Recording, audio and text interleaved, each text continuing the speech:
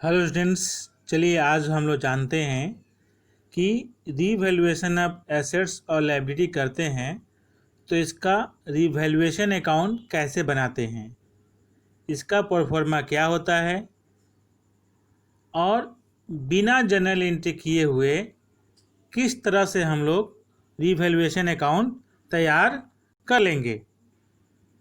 तो इस प्रोफार्मा में यही बताया गया है कि बिना जर्नल एंट्री का किस तरह से रिवॉल्यूशन अकाउंट हम लोग बनाएंगे।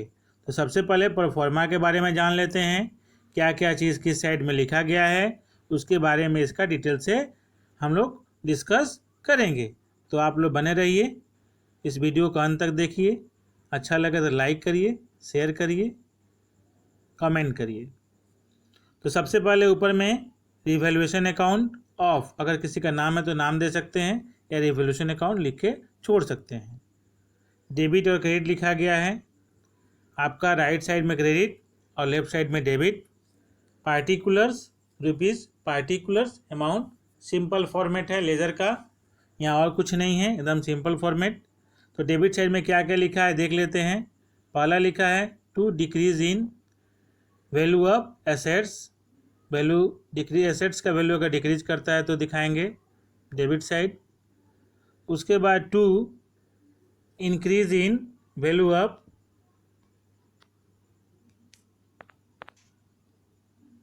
लायबिलिटीज़। उसके बाद नेक्स्ट है आपका टू अनरिकॉर्डेड लायबिलिटी। उसके बाद to partners capital XYZ share of profit old ratio, यानी जो भी प्रॉफिट होगा उसे ओल्ड रेशियो में बांटेंगे। क्रेडिट साइड में by increase in value of assets, by decrease in value of liabilities, by unrecorded assets, by partners capital account XYZ share of loss, यहाँ loss दिखाते हैं ओल्ड रेशियो में और यहाँ पे बोथ साइड इक्वल कर देते हैं जैसे बैलेंसिंग करते हैं।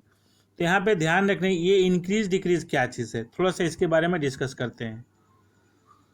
इंक्रीज कहने का मतलब कि पहले से मान लीजिए कि आपका बिल्डिंग है, उसका वैल्यू जो है 20,000 है और अब वैल्यू जब रिवॉल्यूशन अकाउंट बना रहे हैं तो जो है 25,000 हो गया है। तो पहले 20 था, अब 25 हुआ है, तो 5,000 जो है बिल्डिंग का वैल्यू इंक्रीज किया है। तो इसको हम लोग कहाँ दिखाएंगे, इसको दिखाएंगे रिवैल्यूएशन अकाउंट के बाई साइड यानी क्रेडिट साइड में दिखाएंगे, जहाँ लिखा गया है increase in value of assets. तो यहाँ लिखेंगे क्या, बाई बिल्डिंग और इंक्रीजिंग अमाउंट, यानी 5,000 को दिखाएंगे अमाउंट कॉलम में। एक चीज़ हमेशा ध्यान में रखिए कि क्रेडिट साइड में एसेट्स का वैल्यू अगर बढ़ने वाले दिखाते हैं, तो अगर किसी भी एसेट्स का वैल्यू घटता है तो ठीक उसका डेबिट साइड में दिखाएंगे। ये ट्रिक हमेशा याद रखिएगा, तो आसानी से आपको जनरल सवाल कर पाइएगा और जनरल एंट्री याद करने की ज़रूरत नहीं है। एसेट साइड अगर इंक्रीज कर रहा है तो क्रेडिट साइड और डिक्रीज कर रहा है तो डेबिट साइड। फिर क्रेडिट साइड का दूसरा एंट्री देख लेते हैं, decrease in value of liability. अगर लायबिलिटी कोई डिक्रीज करता है तो उसको हम लोग दिखाते हैं क्रेडिट साइड, तो इंक्रीज करेगा तो कहाँ दिखाएंगे, डेबिट साइड। कोई भी लायबिलिटी का वैल्यू अगर इंक्रीज करे तो डेबिट साइड। हमको केवल एक साइड का फॉर्मेट याद रखना है दिमाग में और उसका अपोजिट कर देना है। फिर क्रेडिट साइड का नेक्स्ट है आपका है अनरिकॉर्डेड एसेट्स। अनरिकॉर्डेड एसेट्स जो है क्रेडिट साइड यहाँ दिखाया गया है, यानी जो पहले से बैलेंस शीट में रिकॉर्ड नहीं है और अभी अचानक वो बढ़ गया है, तो उसको हम लोग बोलते हैं अनरिकॉर्डेड एसेट्स। यानी फिर से एक बार रिपीट कर रहे हैं, पहले जो बैलेंस शीट में कंपेयर करते हैं ना कि पहले से बैलेंस शीट में क्या बढ़ा या घटा, तो पहले से बैलेंस शीट में नहीं था लेकिन अचानक देखा जा रहा है अभी कि हम लोग का एक कोई एसेट्स जो है 10,000 का बढ़ गया है, तो इसको हम लोग बोलेंगे अनरिकॉर्डेड एसेट्स।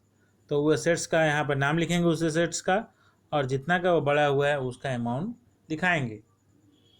अब कोई इसी तरह से अनरिकॉर्डेड लायबिलिटी हो, उसको हम लोग डेबिट साइड दिखाएंगे और उसका भी जो अमाउंट होगा उसको दिखाएंगे। अब जिस साइड ज़्यादा हो उसको टोटल करेंगे। सपोज मान लीजिए कि आपका क्रेडिट साइड ज़्यादा है, तो डेबिट साइड का जो आइटम जो है फर्स्ट 3 उसको लेस करेंगे। लेस करने के बाद जो है ये एक बैलेंस आएगा जिसको हम लोग बोलते हैं शेयर ऑफ प्रॉफिट या रिवोल्यूशन प्रॉफिट बोलते हैं। और इसको हम लोग कैसे बांटेंगे, इसका एंट्री करेंगे to partners capital account XYZ, यानी मान लीजिए 3 पार्टनर है 3 में, 2 पार्टनर है 2 में, उनके ओल रेशियो में बांट देंगे। अगर प्रॉफिट होता है तो प्रॉफिट किस साइड होता है, डेबिट साइड बैलेंस आने पे। और लॉस अगर हो यानी डेबिट साइड ज़्यादा है और क्रेडिट साइड कम है यानी लॉस हुआ है, तो उसको भी हम लोग ओल्ड पार्टनर के ओल्ड रेशियो में बांटते हैं। तो ये आप लोग ट्रिक याद रखिएगा कि किस तरह से हम लोग बिना जनरल एंट्री याद किए हुए रिवोल्यूशन अकाउंट बना सकते हैं।